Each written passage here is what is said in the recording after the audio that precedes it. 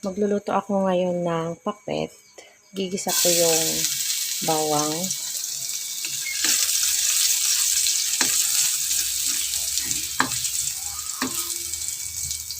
Tapos, lalagay ko na yung sibuyas.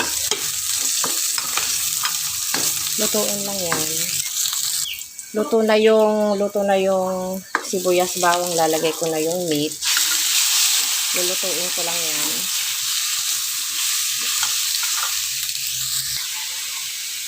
Naglagay na ako ng bagoong. Tapos, nilagay ko na din yung kamatis. Lutuin ko lang yung kamatis para sa pakbet. Ilalagay ko na yung kamote para maluto habang niluluto ko yung kamatis para sa pakbet.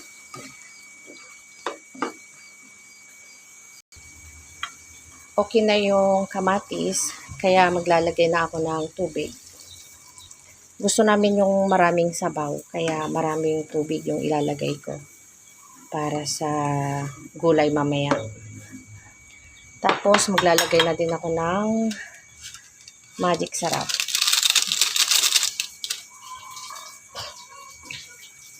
Pakukuluan na lang yan para sa kamote, para maluto. Huwag niyong kalimutan tikman. Kulang ng bagoong. Yung nakabote ngayon yung ginagamit ko. Kasi ito yung available sa akin. Ganito po ako magpakbet.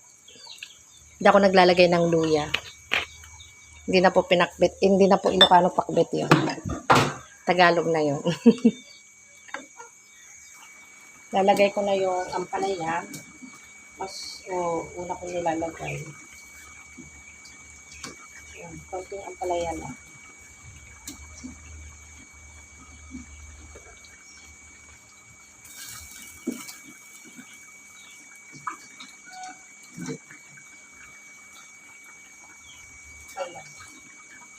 Tapos, lalagay ko na din yung talong. Pati sili na nailagay na.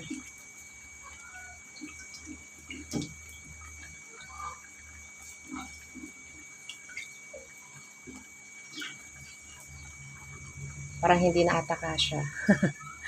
Kailangan pa ng tubig ng konti. Tapos, lalagay ko na din yung okra.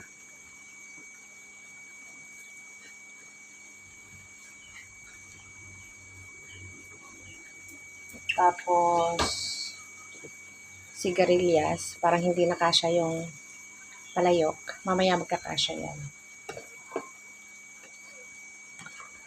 Tapos, patola. Tapos, tatakpan na. Ayan. Kailangan magdagdag ng tubig. Tapos, lalagay ko na din yung sili. Hahaluin natin yung pakbet para maluto sa ibabaw din. Ulam na din to ng tatay at nanay ko.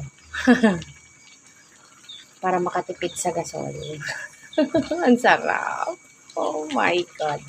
Ganito po kami magpakbet. Pakbet na Ilocano. Kaya marami siyang sabaw kasi mahilig kami sa sabaw.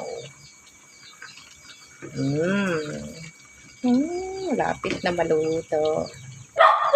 Pasensya na po sa huni ng aso.